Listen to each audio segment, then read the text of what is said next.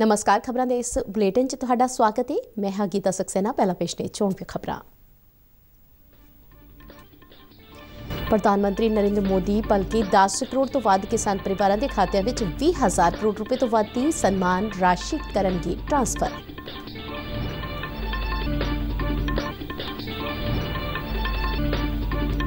प्रधानमंत्री नरेंद्र मोदी के फिरोजपुर दौरे लई बीजेपी वालों तैयारियां जारी।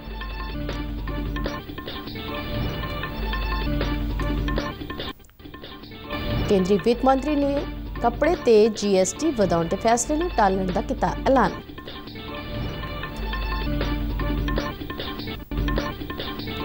इस साल नूं विदाई देण अते नवें साल के स्वागत लई वख-वख थावां ते लोकां वल्लों तैयारियां।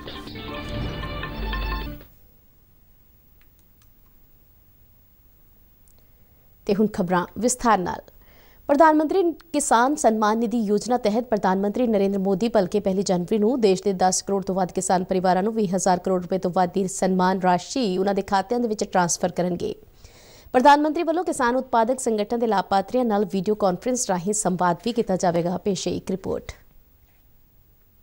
पीएम किसान सम्मान निधि के शुरू होने मगरों 11.5 करोड़ तो वध लाभपात्री किसानों के बैंक खात्यां नूं सीधे तौर पर 1,60,000 करोड़ रुपए तो वधेरे की रकम ट्रांसफर की गई है। योजना तहत 2,000 रुपए दी 3 किश्तां विच लाभपात्रियों नूं 6,000 रुपए ट्रांसफर किए जाते हैं। सीधा किसानों के खाते च पुजदा। सब तो वड्डी गल है कि किसानों नूं किसी विचोलिए की लोड़ नहीं पै रही।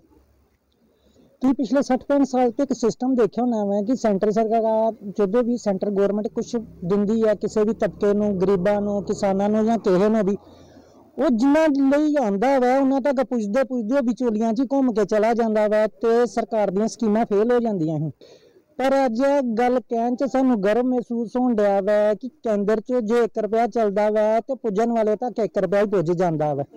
योजना किसानों नूं उन्हां दीयां वख-वख समस्यावां दूर करन विच मददगार बनदी है।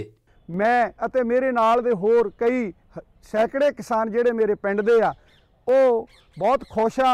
इस पैसे नाल असी बीज भी खरीद लैने आ, अपने संदां नूं भी रिपेयर करा लैने आ, सानूं किसे तो कोई पैसा मंगना नहीं पैंदा। जो ये 6,000 रुपया सालाना इनकम किसानां दी वधाउण लई मदद कर रहे ने, वो एक चंगा उपराला है ਤੇ ਇਹਦੇ ਨਾਲ ਕਿਸਾਨਾਂ ਨੂੰ ਕਾਫੀ ਰਾਹਤ ਮਿਲ ਗਈ ਸੀ ਬੀਜ ਵਗੈਰਾ ਲੈਣ ਦੀ। ਸੋ ਅਸੀਂ ਪ੍ਰਧਾਨ ਮੰਤਰੀ ਸਾਹਿਬ ਦਾ ਤਹਿ ਦਿਲੋਂ ਧੰਨਵਾਦ ਕਰਦੇ ਹਾਂ ਕਿ ਜੇ ਉਹ ਕਿਸਾਨਾਂ ਦੇ ਪੱਖ ਵਿੱਚ ਆ ਕੇ ਕਾਫੀ ਮਦਦ ਕਰ ਰਹੇ ਨੇ। योजना का पूरा खर्च भारत सरकार वालों सहन किया जाता है। 10,000 किसान उत्पादक संगठन FPOs की स्थापना लई 6,865 करोड़ रुपए की व्यवस्था की गई है। FPO वालों निवेश के बराबर इक्विटी ग्रांट की व्यवस्था 15 लाख रुपए तक है। सिक्योरिटी तो बिना 2 करोड़ रुपए तक के कर्ज लई हर FPO नूं सरकार वालों क्रेडिट गारंटी दी जाती है। जो किसानों के हित वास्ते प्रधानमंत्री श्री नरेंद्र मोदी जी ने कर दिता आ, इतिहास में मेरा नहीं ख्याल भी वो कोई भी कर सकता है। पहली बार होया आ कि भारत देश दे विच किसानों के प्रति को सोच वधिया रखने वाला साडा ये प्रधानमंत्री जड़ा माननीय नरेंद्र भाई मोदी जी ने। इसका इको एक मंतव्य प्रगतिशील अते खुशहाल किसान आत्मनिर्भर भारत की पछाण। गुरदासपुर तो विशंबर बिट्टू ते जलंधर तो रूपलाल माहे दे नाल शिशु शर्मा शांतल, दूरदर्शन समाचार, जलंधर।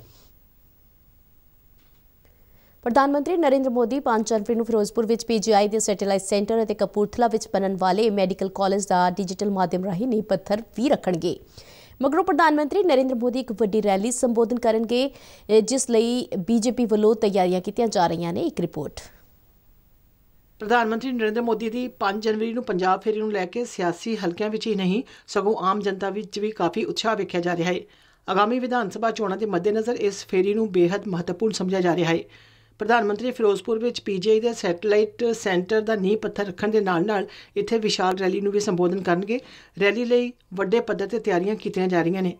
सबका साथ, सबका विकास, सबका विश्वास और सबका प्रयास के मंत्र से चलने वाले प्रधानमंत्री नरेंद्र मोदी वालों इस रैली दौरान कई महत्वपूर्ण ऐलानों की उम्मीद भी की जा रही है। फिरोजपुर तो प्रसार भारती के नुमाइंदे ने रैली वाली थां तो दस्सिया कि प्रधानमंत्री की रैली लिए तैयारियां जोरां शोरां नाल चल रही ने।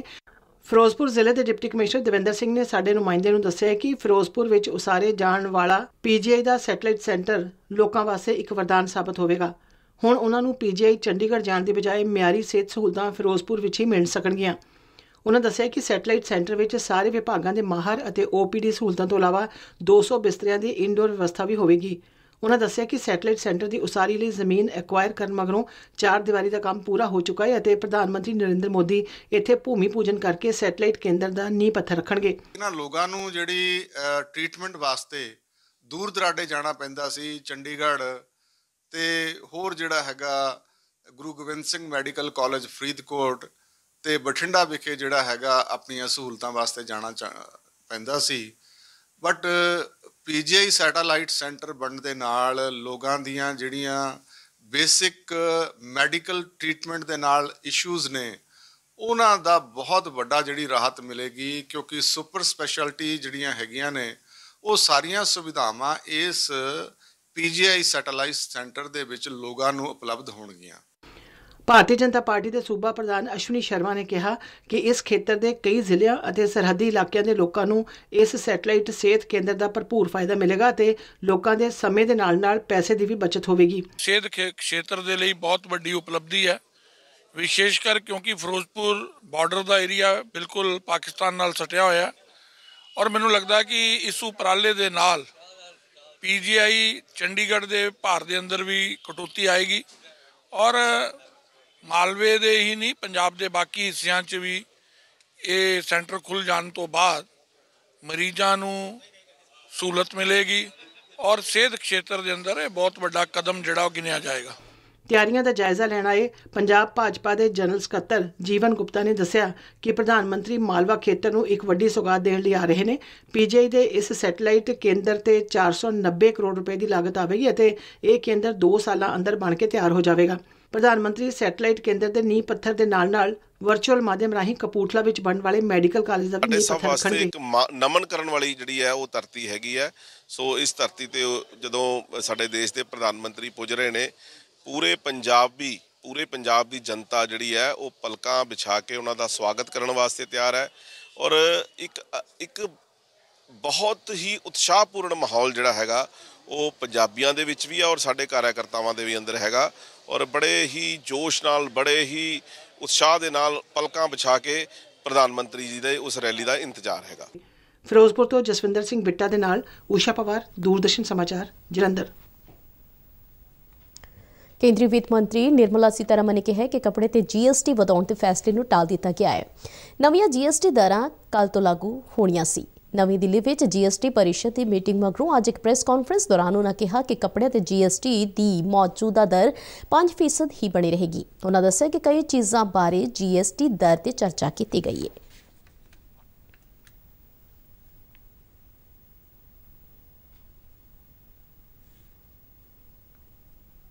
आज़ादी का अमृत महोत्सव ਨੂੰ ਸਮਰਪਿਤ ਆਜ਼ਾਦੀ का सफर तहत ਅਸੀਂ ਭਾਰਤ ਦੀ ਆਜ਼ਾਦੀ ਵਿੱਚ ਯੋਗਦਾਨ ਪਾਉਣ ਵਾਲੇ ਵੱਖ-ਵੱਖ ਮੰਨੇ ਪਰਮੰਨੇ ਅਤੇ ਗੁੰਮਨਾਮ ਆਜ਼ਾਦੀ ਸੰਗਰਾਮੀਆਂ ਦੇ ਜੀਵਨ ਦੇ ਪਹਿਲੂਆਂ ਤੋਂ ਤੁਹਾਨੂੰ ਜਾਣੂ ਕਰਵਾਉਂਦੇ ਹਾਂ।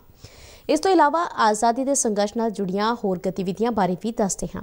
ਅੱਜ ਦੀ ਕੜੀ ਵਿੱਚ ਅਸੀਂ ਤੁਹਾਨੂੰ ਆਜ਼ਾਦੀ ਘੁਲਾਟੀ ਅਤੇ ਸਮਾਜਿਕ ਕਾਰਜਕਰਤਾ ਕ੍ਰਿਸ਼ਨ ਵੱਲਭ ਸਹਾਏ, ਰਾਜ ਨਾਰਾਇਣ ਅਤੇ ਤਾਮਿਲ ਪੱਤਰਕਾਰ TM ਚਿਦੰਬਰਾ ਰਘੁਨਾਥਨ ਬਾਰੇ ਜਾਣਕਾਰੀ ਦੇ ਰਹੇ ਹਾਂ।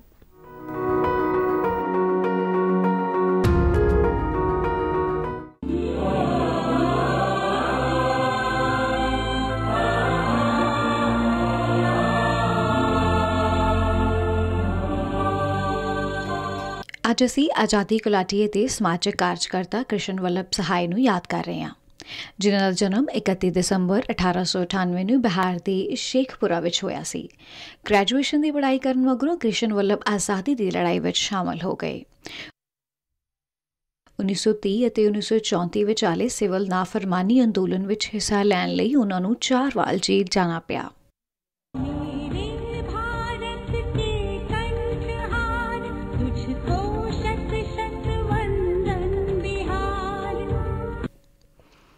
ਜੇਲ੍ਹ ਵਿੱਚ ਉਹ ਆਪਣੇ ਗੁਰੂ ਸ਼੍ਰੀ ਕ੍ਰਿਸ਼ਨ ਸਿਨਹਾ ਨੂੰ ਮਿਲੇ। 1942 ਵਿੱਚ ਭਾਰਤ ਛੱਡੋ ਅੰਦੋਲਨ ਪੂਰੇ ਦੇਸ਼ ਵਿੱਚ ਵੱਡੀ ਪੱਧਰ ਤੇ ਸ਼ੁਰੂ ਕੀਤਾ ਗਿਆ ਤੇ ਕ੍ਰਿਸ਼ਨ ਵੱਲਭ ਸਹਾਏ ਨੇ ਹਜ਼ਾਰੀ ਬਾਗ ਵਿੱਚ ਅੰਦੋਲਨ ਦੀ ਅਗਵਾਈ ਕੀਤੀ।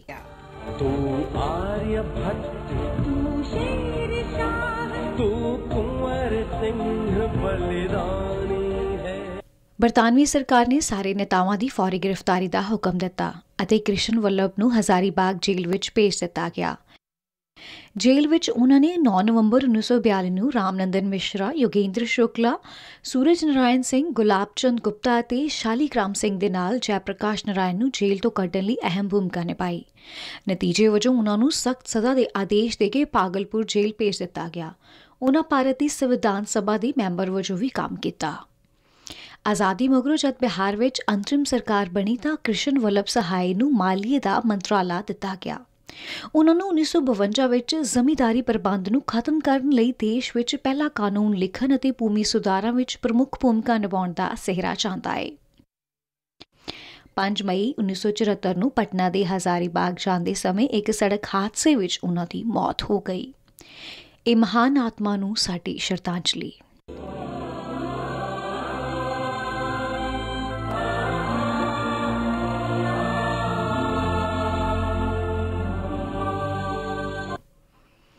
इकती दसंबर आज़ादी घुलाटीए ते समाज कार्यकर्ता राज नारायण ਦੀ ਬਰਸੀ ਏ। ਉਹਨਾਂ ਦਾ ਜਨਮ 23 ਨਵੰਬਰ 1917 ਨੂੰ ਵਾਰਾਣਸੀ ਵਿੱਚ ਹੋਇਆ ਸੀ।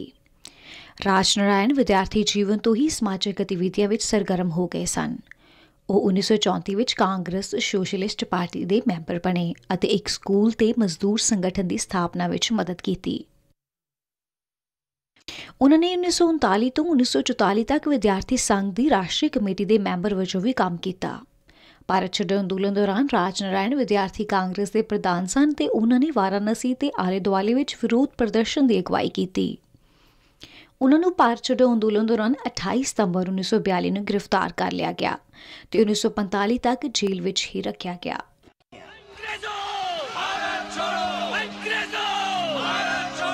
ਜਦ ਦੇਸ਼ ਆਜ਼ਾਦ ਹੋਇਆ, ਰਾਜ ਨਾਰਾਇਣ ਸੋਸ਼ਲਿਸਟ ਪਾਰਟੀ ਵਿੱਚ ਸ਼ਾਮਿਲ ਹੋ ਗਏ।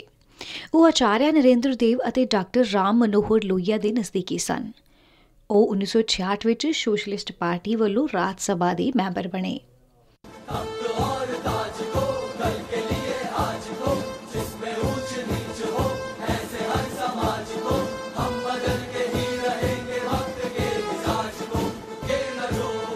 ਰਾਜ ਨਾਰਾਇਣ ਨੇ ਜਨਤਾ ਪਾਰਟੀ ਸਰਕਾਰ ਦੇ ਦੌਰਾਨ ਸਿਹਤ ਮੰਤਰੀ ਵਜੋਂ ਵੀ ਸੇਵਾਵਾਂ ਦਿੱਤੀਆਂ। 31 ਦਸੰਬਰ 1986 ਨੂੰ 69 ਸਾਲ ਦੀ ਉਮਰ ਵਿੱਚ ਉਹਨਾਂ ਨੇ ਆਖਰੀ ਸਾਹ ਲਿਆ।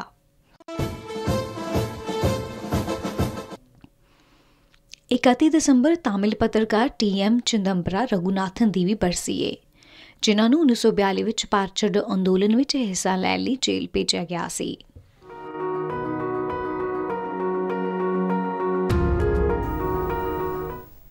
ਭਾਰਤੀ ਚੋਣ ਕਮਿਸ਼ਨ ਦੀਆਂ ਹਦਾਇਤਾਂ ਮੁਤਾਬਕ ਮੁੱਖ ਚੋਣ ਅਧਿਕਾਰੀ ਦੇ ਦਫ਼ਤਰ ਵੱਲੋਂ ਆਰਓਜ਼ ਅਤੇ AROਜ਼ ਲਈ ਚੰਡੀਗੜ੍ਹ ਵਿਖੇ ਅੱਜ ਇੱਕ ਮੁਲਾਂਕਣ ਪ੍ਰੋਗਰਾਮ ਕਰਵਾਇਆ ਗਿਆ। ਇਸ ਵਿੱਚ ਸੂਬੇ ਦੇ 111 ਆਰਓਜ਼ ਅਤੇ AROਜ਼ ਨੇ ਹਿੱਸਾ ਲਿਆ।